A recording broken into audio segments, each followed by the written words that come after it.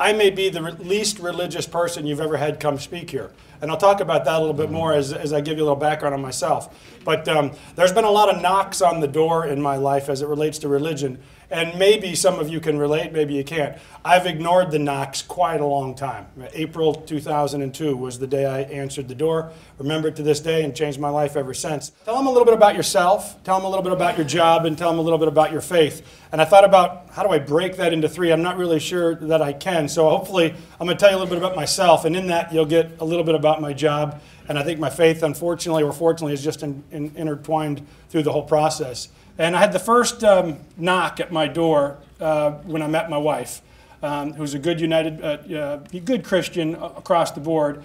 But she was the first loud knock to try to bring me in, and I kind of played the charade game and went to all the things, but really, was thinking about work as somebody was talking to me about Christ. My second large knock on my door, I was 29 years old. I worked at Procter & Gamble, and it's actually funny that it's Florida, but I got a job offer to come work in Tampa, Florida. It was for a company that actually printed coupons. It's a long story, but a company had just gone public. They were pretty flush with cash. At the time, I was the brand manager at Crest Toothpaste. So if anybody here wants to talk about tartar control or gum health, I'm your man. I'll spend way too much time talking about the health of your gums. But so I had an opportunity to go there and be the executive vice president of sales and marketing at 29, which I thought was unbelievable. And I heard things like stock options and car allowance and vesting, things I'd never heard of at 29, and a signing bonus, which I thought only athletes got. And my wife was pregnant with our first. We lived in Cincinnati. And so I flew back from Tampa to tell her the good news, of course. We're moving to Tampa, and wait till you hear what we're going to make for a living. So we went to dinner, at our club, actually, in Cincinnati, like this, and I gave her the whole spiel, and like a good marriage, my wife is polar opposite of me, so she doesn't speak much, because how could she, right? So we're sitting across, and I finished my whole spiel waiting, and she, of course, had the poker face the whole time, and I keep waiting for the, I love you, arms around you, what kind of car am I going to drive? And she said, well, what are you going to do?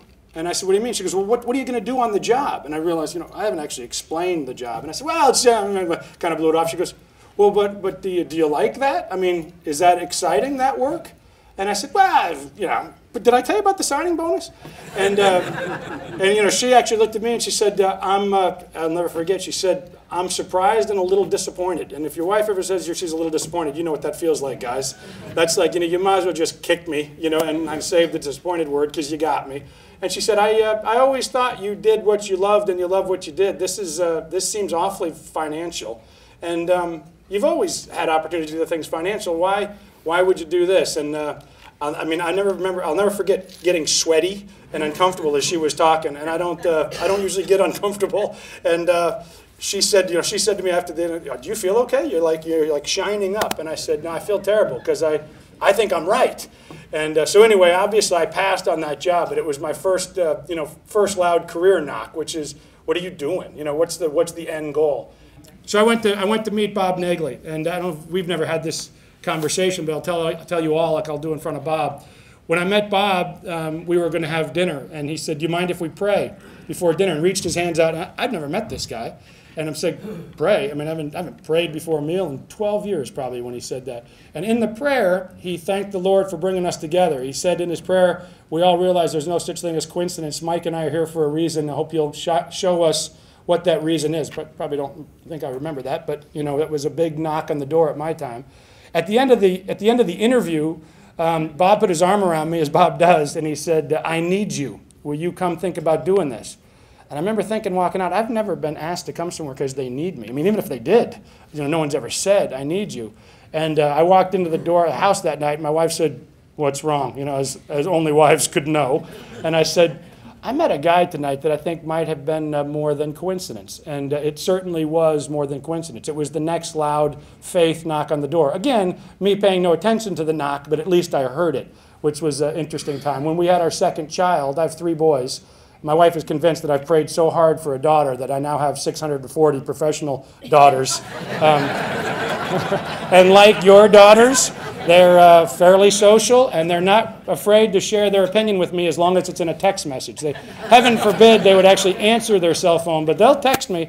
we'll be sitting on the couch at home, and all of a sudden my BlackBerry will just go nuts, and she'll go, rain delay? And I'll say, rain delay, which means if we're playing a tournament somewhere and we get a rain delay and 144 players have to go sit in the locker room, at some point they're going to start talking about the commissioner or the rules or TV, and I'm going to text him first.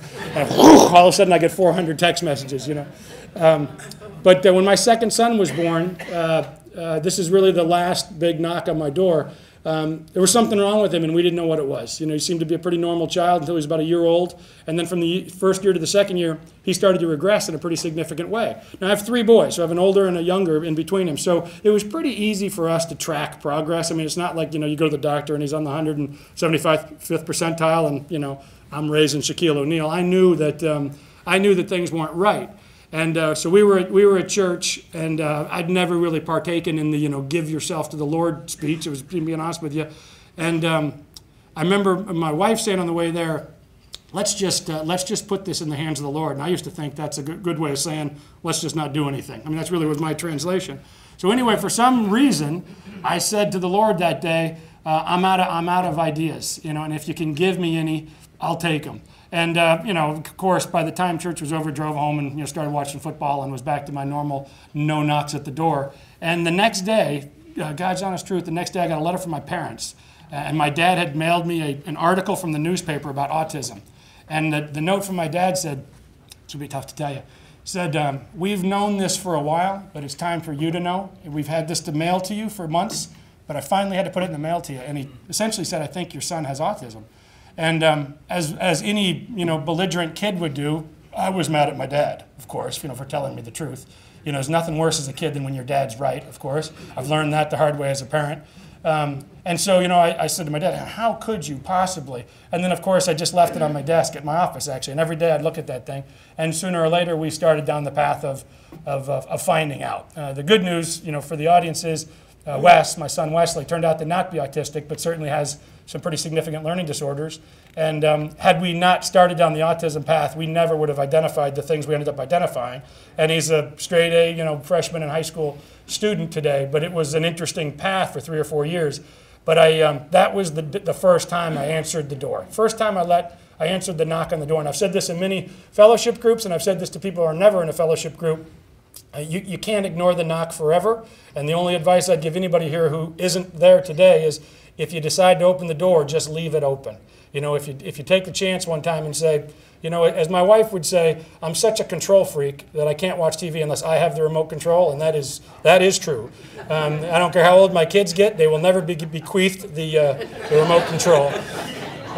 And my wife said that our family's lives changed, which is true, and certainly my life changed when I gave up the remote control on my life, and that's true. I mean, I always thought it would be scary to live life without holding the remote control, and I really found out that it was much more scary to actually be holding the remote control.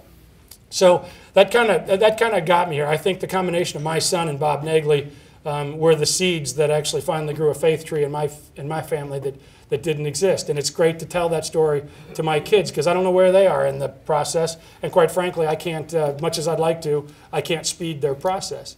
And now, you know, I realize that Bob and I didn't meet in coincidence. He was the seed. And so it's a tremendous responsibility handed forward that, you know, I got to plant a few as well. And if I do today, great.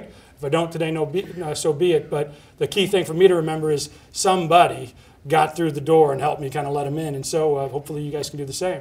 Last knock on the door I'll give you is, so after my son went through what he went through and I met Bob, I had sort of opened up that it was time, a new time for a new chapter in my life. So my wife and I packed up the kids on Sunday morning, and there was a United Methodist church right up the street from where we lived.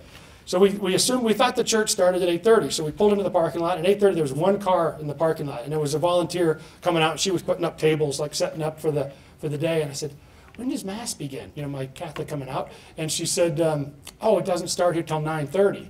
So, you know, of course, we're dressed up. We haven't done this in 6 months. So I said to my wife, no, we're not waiting an hour. Let's go find another one.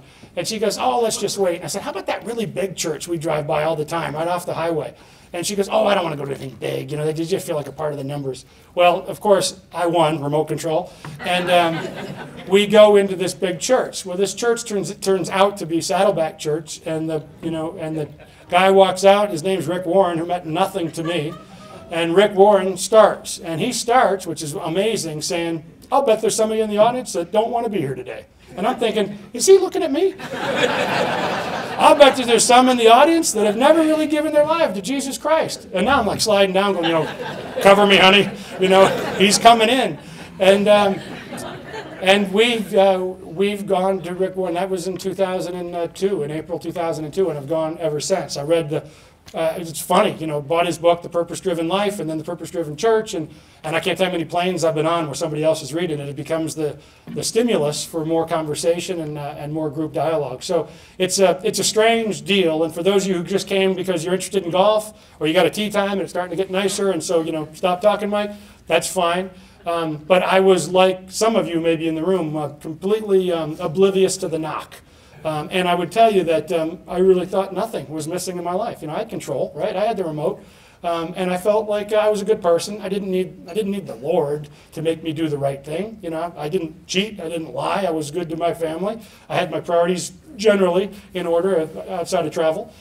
So I kind of felt like, what's the purpose? But as I said in our morning prayer today, and I'll say to you that it's amazing how much scarier life is when you're in control than when you hand over control. And that might sound like a complete comment to some of you, but at some point when you just literally, sit down at night and say, I'm done with ideas, it's your turn, you'll be amazing how long they've been standing on the other side of the door just waiting, because the patience of the Lord is unbelievable. And so I would just tell you that if you decide to open the door, as I always tell friends, leave it open. For me, religion was like floss. I only used it when something big was coming up or something hurt. If somebody in the family was hurting, I was praying. But as soon as that person got better, I was good. And that was floss. And when I realized that, daily flossing not only keeps you healthier, it just makes you feel better. That it was actually kind of got my head around it.